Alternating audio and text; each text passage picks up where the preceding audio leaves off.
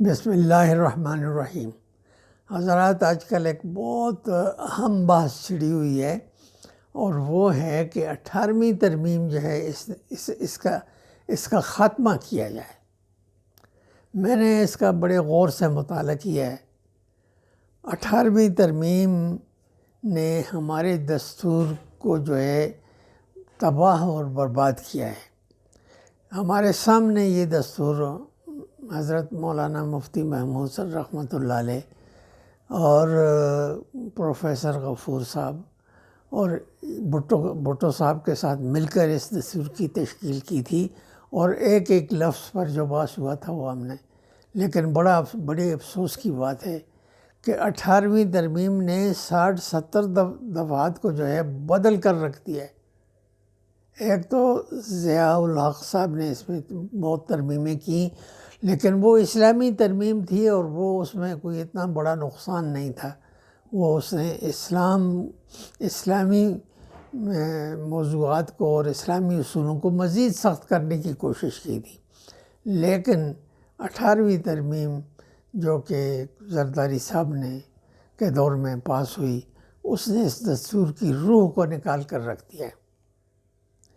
یعنی وہ یہ ہے کہ تمام اختیارات جو ہے وہ صوبوں کو دے دیے گئے ہیں، اور اگر جس طرح مختلف لوگ مطالبے کرتے ہیں کہ 10-11 صوبے بن جائیں، تو پھر یہ 10-11 ملک بن جائیں گے، اور 18ویں ترمیم کی موجودگی میں پھر ایک کنفیڈریشن قسم کی صورت بن جائے گی۔ اس لیے اس ترمیم کو سرے سے ایبالش کرنا ضروری ہے۔ اگر اسمبلی میں اکثریت نہیں ہے اور اسمبلی اس کو ایبالش نہیں کر سکتی ہے، تو اس ترمیم کے خلاف جگہ جگہ کئی فیصلوں میں سپریم کورٹ نے جو ہے اپنی ناراضگی کا اظہار کیا ہے کہ اس نے کیا سے کیا کر دیا ہے اس دستور کے ساتھ۔ تو سپریم کورٹ اس کو جو ہے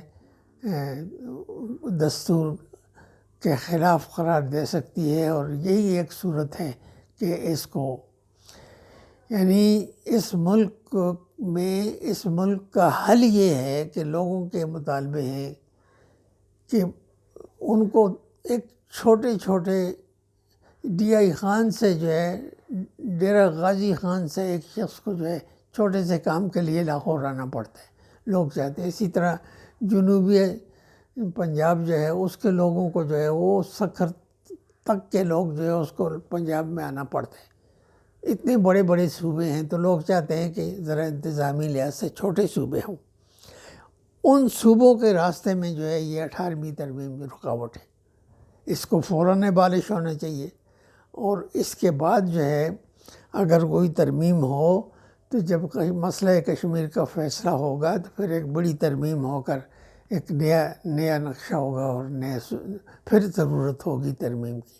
لیکن اس سے پہلے جو ہے اس بات کی ضرورت ہے کہ 18ویں ترمیم کو بتمام ہی ختم کیا جائے، اور وہ کنکرنٹ لسٹ اور پروونشل لسٹ جو ہے اس کو بحال کیے جائے تاکہ صوبے اپنا کام۔ اس کے علاوہ جو ہے اس ترمیم نے تمام دستور کا حلیہ بگاڑ کر رکھ دیا۔ مثال کے طور پر کہ یہ اس میں کہا گیا ہے کہ روپے کی تقسیم اس طرح ہوگی اور صوبوں کو ملے گی، لیکن صوبوں پر لازم نہیں کیا گیا کہ وہ آگے بلدیات کا نظام اس طرح بنائیں گے۔ اور مناسب تو یہ ہے کہ ترمیم ایسی دستور میں ہو کہ بھئی بلدیاتی نظام اپنی جگہ قائم رہے اور اس میں کوئی ترمیم نہیں ہوگی، اور اس کو ایبالش نہیں کیا جا سکے گا۔ اور جب بلدیاتی نظام تب ختم ہوگا کہ جب اگلے بلدیاتی انتخابات ہو جائیں۔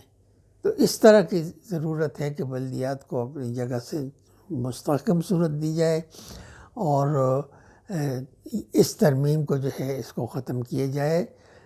جہاں تک 18ویں ترمیم میں اگر کوئی چیز رہتی ہے تو وہ رہے کہ بلدیاتی نظام کو مستحکم کیا جائے، لیکن افسوس کی بات ہے کہ اس میں بلدیاتی نظام کو جو ہے مستحکم نہیں کیا گیا، اور اس میں جو رقومات صوبوں کو دی گئی ہیں، سندھ کی حد تک تو یہ ہے کہ ساری رقومات جو ہیں وہ تلف ہو گئی ہیں، وہ چوری چکاری کے راستے پر چلی گئی ہیں، اور بلدیاتی نظام کو بھی وہ سندھ کی حکومت نے ختم کر کے رکھ دیا ہے۔